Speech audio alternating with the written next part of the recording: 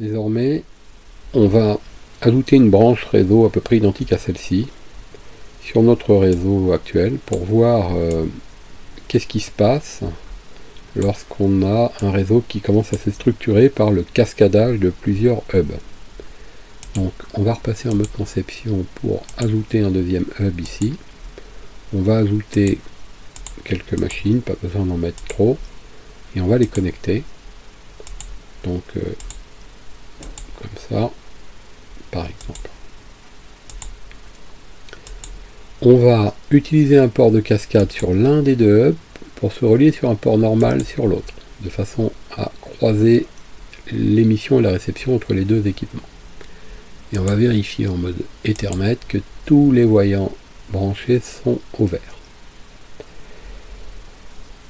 On est désormais face à un réseau en fait qui est divisé en deux parties physiques, mais qui s'appelle toujours une topologie en étoile, parce qu'il faut imaginer que ce hub en fait ne pourrait être qu'un seul hub disposant d'un certain nombre de ports, et on brancherait tous les ordinateurs sur le même hub. Du coup, il faut toujours représenter les choses comme une topologie en étoile. Bien qu'ici, on serait tenté de dire il y a une étoile ici et puis une étoile là. En réalité, on a une étoile globale ici. Donc, on a vu dans une première partie que si un ordinateur émettait une trame unicast vers un ordinateur, le premier hub ici allait la répéter puisqu'il joue le rôle de répéteur. Et on va pouvoir se rendre compte que cette trame va désormais en fait atteindre l'autre réseau et inonder ici tout le réseau. Quel que soit le côté dans lequel on émet une trame, par exemple si on veut aller là, s'apercevoir que moi je veux aller là, mais il va quand même aller ici et là, il va aller là, là, là, là.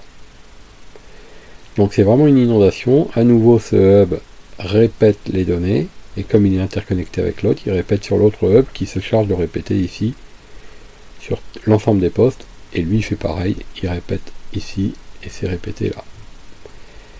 Alors dans ce cas-là, on met en évidence ce que l'on appelle un domaine de diffusion, qui veut dire que si un ordinateur ici émet une trame, et alors il faut envoyer une trame de diffusion, on va voir plus tard la différence, mais tous ceux qui recevraient cette trame sont considérés comme appartenant au même domaine de diffusion que leur expéditeur. Donc si lui est l'expéditeur et qu'il émet une trame de diffusion, tous les postes qui reçoivent la trame appartiennent forcément au même domaine que lui.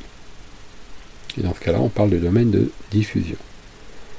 Le domaine de diffusion, ici, en fait, si on prend le temps de faire tous les tests, on s'apercevra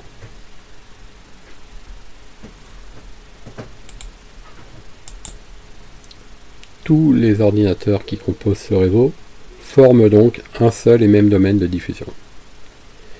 Donc le domaine de diffusion, c'est vraiment un concept qu'on trouve sur les réseaux locaux de type Ethernet, c'est-à-dire en fait la plupart des réseaux locaux qu'on rencontre aujourd'hui.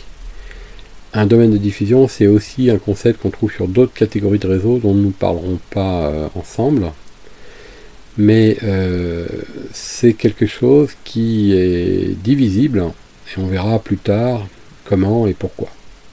Là, on a un domaine de diffusion, et c'est pas en ayant rajouté ce hub qu'on l'a divisé. Maintenant, on va mettre en évidence un autre problème dans une prochaine partie, et il sera important de ne pas confondre les deux concepts. Donc le domaine de diffusion que nous voyons ici, même si on peut faire un petit test rapide, même si on branche un autre hub et qu'on connecte les ordinateurs sur ce hub, donc on peut comme ça imaginer avoir plusieurs machines, on va en mettre 3, voilà, ça va suffire, qui seraient connectées comme ça. Donc c'est à nouveau un cascadage en fait, et ben dans ce cas-là, votre domaine de diffusion il augmente, sa taille augmente, et il se passe rien d'autre qu'une augmentation en nombre et en taille. Bon, vous regardez ici, vous émettez une trame ici de broadcast, tout le monde va recevoir la trame, y compris les 3 ordinateurs qu'on vient d'ajouter. Donc la diffusion s'établit de bout en bout. Et rappelons aussi que si on envoie une trame unicast, c'est-à-dire qu'on vise ne serait-ce que son voisin immédiat, alors vous pouvez imaginer, dans ce cas-là, cette personne-là veut parler à son voisin de bureau qui est juste assis à côté de lui, et ces postes-là sont peut-être à des dizaines de mètres, peut-être même dans un autre bureau, dans un autre étage, dans un autre bâtiment. Ils ne sont pas concernés par l'échange, mais on peut comprendre ce qui se passe, c'est qu'au niveau informatique, ils reçoivent la trame alors qu'elle ne leur est pas concernée, donc elle ne sera pas traitée par leur ordi, mais leur ordi aura reçu la trame. Donc voilà le concept du domaine de diffusion exprimé par un cascadage de hub.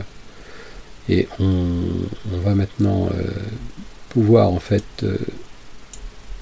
tester l'évolution de ce concept de domaine de diffusion en intercalant ici à la place du hub que j'ai placé ici un commutateur.